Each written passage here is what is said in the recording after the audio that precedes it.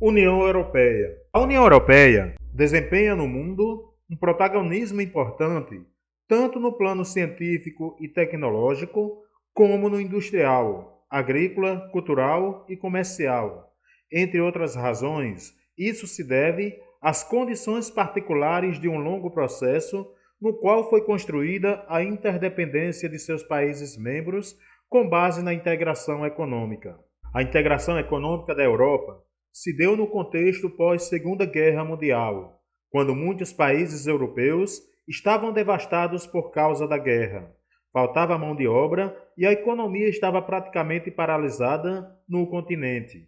Assim, o estabelecimento de acordos e a formação de blocos econômicos e políticos foram uma maneira de contornar os problemas decorrentes do pós-guerra. Outro fator que contribuiu para a integração econômica do continente foi a ajuda financeira dos Estados Unidos, quando em 1947, o secretário de Estado dos Estados Unidos, George Marshall, e seus assessores elaboraram um plano para a recuperação econômica da Europa, que ficou denominado de Plano Marshall, aplicado em 1948 e que oferecia, entre outras vantagens, a importação de produtos estadunidenses a preços baixos, créditos para importação de equipamentos e empréstimos a juros reduzidos, com vencimentos em longo prazo. Além dos interesses econômicos dos Estados Unidos, havia no Plano Marshall motivações geopolíticas. A princípio, era manter o sistema capitalista nos países europeus ocidentais, em vista do avanço do socialismo nos países da Europa Oriental. A primeira imagem, nós temos a bandeira da União Europeia. Na segunda imagem, nós temos o mapa da Europa, com os países integrantes da União Europeia. Entre 1943 e 1944, em plena Segunda Guerra Mundial, Bélgica, Países Baixos e Luxemburgo mantinham negociações sobre a formação de um bloco econômico para impulsionar suas economias.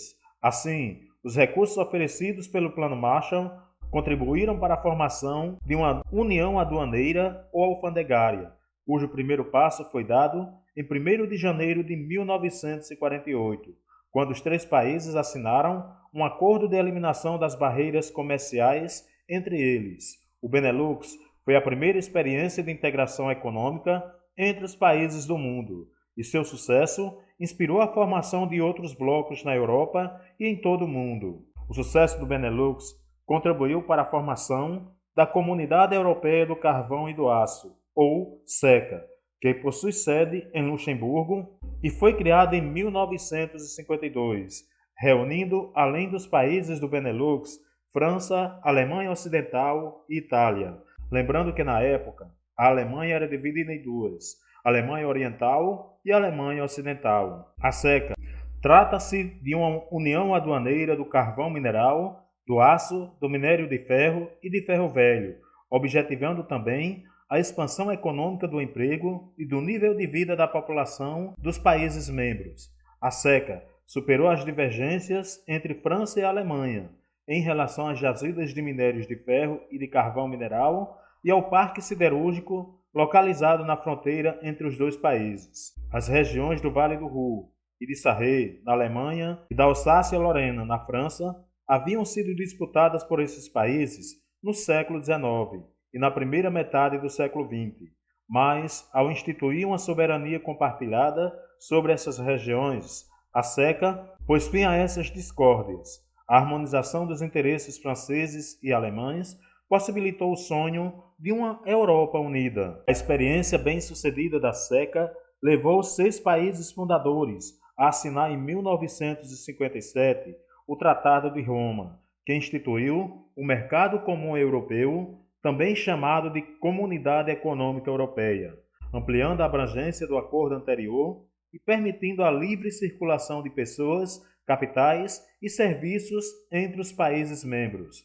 O objetivo era, posteriormente, transformar a Comunidade Econômica Europeia em um espaço de livre comércio com tarifas de importação unificadas. A primeira imagem nós temos o mapa do Benelux e a segunda imagem apresenta a bandeira do Benelux. A imagem apresenta a bandeira da CECA. A imagem apresenta o mapa da Europa com destaque para os países que faziam parte da Comunidade Europeia do Carvão e do Aço. A União Europeia fortaleceu ainda mais os vínculos entre os seus países membros graças ao Acordo de Schengen, assinado na localidade de mesmo nome, em Luxemburgo, em 1985.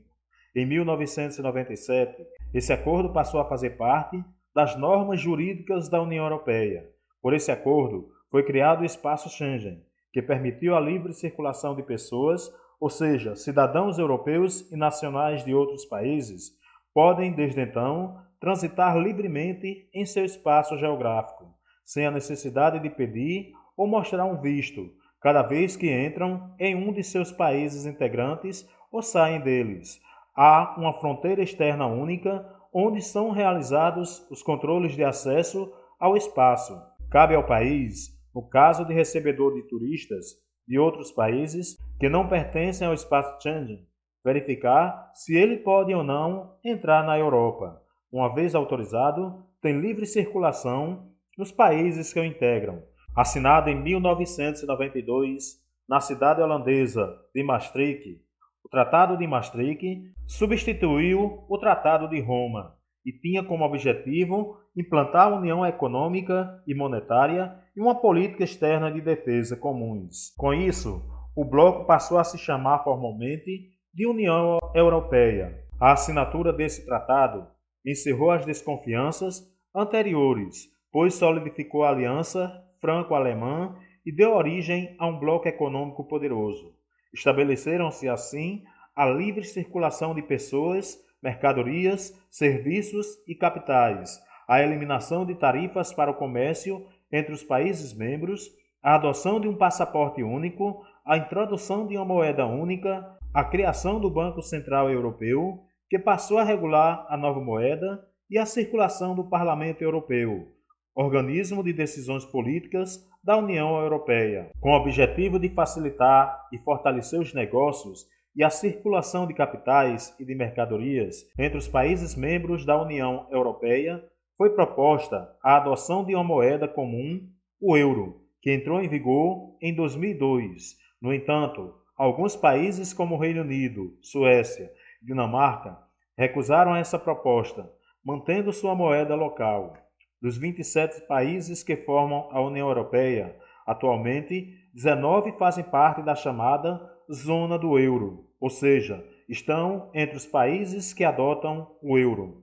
O Tratado de Lisboa, assinado pelos chefes de Estado e de Governo dos 27 países membros, na capital portuguesa, em 13 de dezembro de 2007, e formalmente ratificado por todos os países entre 2007 e 2009, adotou a União Europeia de instrumentos de gestão política e administrativa novos, criou as funções de presidente do Conselho Europeu e de alto representante para os negócios estrangeiros e a política de segurança. Assim, o Tratado de Lisboa permitiu à Europa assumir uma posição clara nas relações com outros países e aproveitar suas vantagens econômicas, humanas, políticas e diplomáticas para promover os interesses e valores europeus. O fato de a União Europeia ter personalidade jurídica única tem o propósito de reforçar e tentar retomar a influência europeia no contexto mundial, principalmente após a grave crise econômica que se instalou no continente desde 2008. Na imagem, nós temos o mapa da Europa, e em verde são os países que adotam o euro como moeda. Com o passar do tempo, o êxito alcançado pela Comunidade Econômica Europeia incentivou outros países europeus a aderir ao bloco. Em 1973, incorporaram ao bloco o Reino Unido, a Irlanda e a Dinamarca. Em 1981, a Grécia. E em 86, Portugal e Espanha. Em 1986, foi assinado o Ato Único Europeu, que apresentou as bases de uma futura unidade política dos países do bloco. Em 1995, ingressaram Áustria, Suécia e Finlândia. A Noruega chegou a negociar seu ingresso, mas preferiu não participar do bloco. Em 2004, a União Europeia incorporou 10 novos países do leste e sul da Europa: Estônia, Letônia, Lituânia, Polônia, República Tcheca, Eslováquia, Eslovênia, Hungria, Malta e Chipre. E em 2007, ingressaram Bulgária e Romênia. Em 2012, a população croata aprovou, com 66% dos votos favoráveis, a entrada da Croácia na União Europeia. E seu ingresso ocorreu em 1º de julho de 2013. Para ingressar na União Europeia, os candidatos precisam atender a 3 condições básicas: ter uma economia desenvolvida, manter um regime democrático que respeite os direitos humanos e aceitar a legislação da União Europeia. São candidatos a ingressarem no bloco Turquia, Macedônia, Albânia, Sérvia e Montenegro. O caso mais complicado de ingresso é o da Turquia. Caso já pertencesse à União Europeia, a Turquia seria o único país do bloco de maioria muçulmana e com território majoritariamente localizado na Ásia. Outra dificuldade para a entrada da Turquia na União Europeia é o fato de ocupar a parte norte da ilha de Chipre, membro do bloco desde 2004. Outros empecilhos são do que o regime turco não garante suficiente proteção aos direitos humanos. Exceto a parte europeia e a do litoral do Mar Egeu, todo o restante do território turco apresenta dificuldades econômicas e sociais muito baixas. No primeiro mapa, nós temos a evolução da União Europeia com o ano de ingresso dos países. O segundo mapa representa todos os integrantes da União Europeia em 2020. Na União Europeia, algumas instituições regulam e intermediam a atuação do bloco. Uma delas é o Conselho Europeu, que encarrega-se de definir as políticas gerais da União Europeia e é formado pelos chefes de Estado ou de governo dos países membros, pelo seu presidente e pelo presidente da Comissão Europeia. E o presidente é eleito por maioria qualificada, cujo mandato é de 2 anos e meio, podendo ser renovado uma vez. A Comissão Europeia é o órgão encarregado de colocar em prática as políticas comunitárias. A Comissão é formada por 27 comissários, um para cada país da União Europeia, sendo nomeado um candidato a presidente. Este, por sua vez, deverá ser aprovado pela maioria do Parlamento Europeu.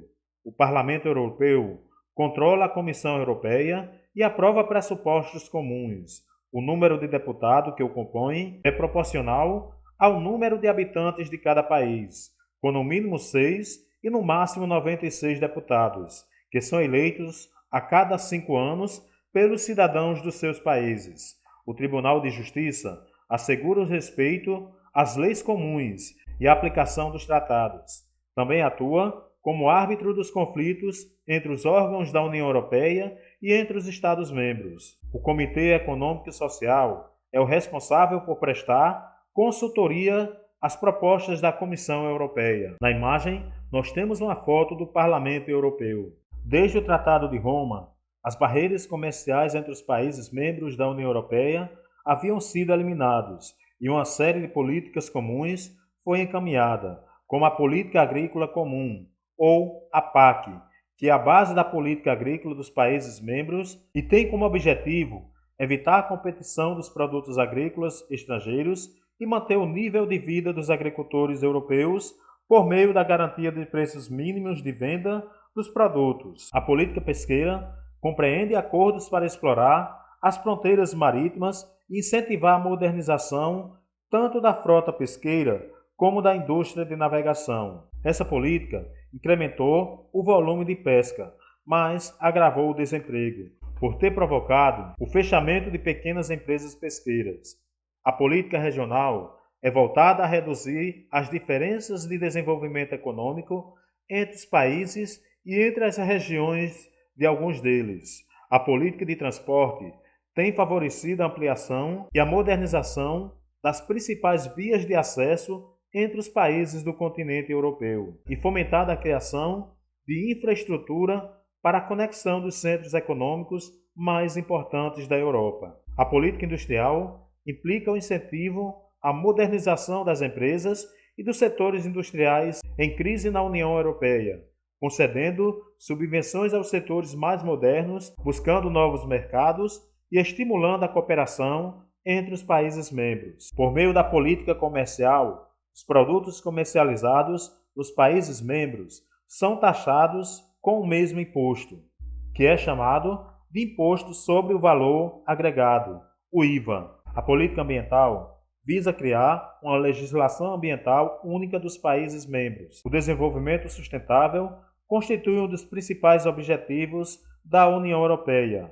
Por meio da política ambiental, é proibido a utilização de gasolina com chumbo, é obrigatório a reciclagem de resíduos sólidos urbanos, a proibição da fabricação e uso de clorofluorcarbono e a utilização de energias limpas. Alguns países europeus desenvolveram um sistema de proteção social conhecido como Estado de Bem-Estar Social, seguro-desemprego, previdência social, sistemas públicos de saúde e educação eficientes, crédito acessível para a compra de imóveis, atendimento a pessoas idosas e políticas de integração de pessoas com deficiência, são exemplos das políticas de proteção social típica dos países europeus. Entre as preocupações sociais europeias, há duas de grande impacto para a população, que é o desemprego e a falta de segurança. Assim como as demais regiões do mundo desenvolvido, do mundo capitalista, os países da Europa Ocidental vivem um intenso processo de incorporação de novas tecnologias em praticamente todos os setores de atividade econômica. Esse processo gera demanda de investimentos em equipamentos e tecnologia por parte das empresas e agrava o desemprego. A pressão da população sobre autoridades e empresas públicas para diminuir o desemprego nos países europeus é muito grande. A segurança pública tem sido cada vez mais relevante no conjunto de preocupações sociais da Europa. A crescente disponibilidade de armas de pequeno porte, vindas, sobretudo, de países da Europa Oriental, tem contribuído para o aumento da violência. As mais diversas formas de violência, incluindo atentados terroristas, têm apresentado crescimento nas estatísticas dos órgãos policiais e da justiça. Além disso, a falta de perspectiva de futuro por causa do desemprego e a presença de imigrantes clandestinos favorecem o crescimento da extrema-direita com posturas xenófobas e contrárias à própria União Europeia. As políticas sociais europeias são financiadas por uma série de impostos e taxas cobrados da sociedade. A União Europeia estabelece diretrizes gerais para homogeneizar a tributação em todos os países. Parte de um imposto comum em toda a Europa, o IVA, é destinado ao financiamento das instituições europeias. As empresas europeias, com o objetivo de se tornarem mais competitivas e aumentar seus lucros, têm pressionado os governos a diminuir sua carga de tributos. Se essa redução ocorrer, outros segmentos da sociedade terão de pagar mais impostos. Há mais de uma década, o modelo social adotado na Europa passa por dificuldades em razão do baixíssimo crescimento demográfico no continente. Os europeus vivem cada vez mais e não nascem crianças suficientes para equilibrar o crescimento vegetativo. Desse modo, os governos são obrigados a destinar mais recursos aos gastos sociais e as receitas da Previdência Social diminuem. As elevadas taxas de desemprego dificultam a adoção de políticas mais favoráveis à imigração. E os imigrantes que entram na União Europeia muitas vezes são forçados a viver na clandestinidade. Na média, o conjunto de países da União Europeia apresenta altos indicadores socioeconômicos, mas isso não garante que haja equilíbrio entre os integrantes do bloco. A recente crise econômica afetou muito a Europa. As parcelas da população mais atingidas foram as compostas por jovens, imigrantes e trabalhadores menos qualificados. E o risco de pobreza é um indicador que reflete a exclusão social utilizado na União Europeia para fins estatísticos. Atualmente, cerca de 24% da população da União Europeia se encontra em risco de pobreza ou exclusão social. Outro fator que tem provocado crise na União Europeia é a ameaça de saída de alguns países do bloco, como aconteceu com o Brexit. O Brexit foi a saída do Reino Unido da União Europeia por meio de um plebiscito, ocorrida em 2016, onde 51,9% da população do país optou pela saída do bloco, enquanto que 48,1% da população optou pela sua permanência. Desde o plebiscito, o Brexit vem contribuindo para que grupos radicais contra a União Europeia apareçam na cena política, não só na Grã-Bretanha, mas também em outros países, mostrando que não há mais a unidade que se via antes em relação ao bloco. Partidos políticos com formações populistas vêm ganhando força em diversos países ao contestar os atuais moldes do bloco e incentivar a criação de movimentos neonazistas e xenófobos. O discurso anti-imigração que permeia o Brexit já é permanente, onde a extrema-direita compõe atualmente os partidos mais influentes do sistema político. Na França, Alemanha, Áustria, Itália, Finlândia e Polônia, as alas políticas mais conservadoras já discutem uma possível desintegração do bloco nos próximos anos. As imagens, nós temos o mapa do Reino Unido com o resultado do Brexit.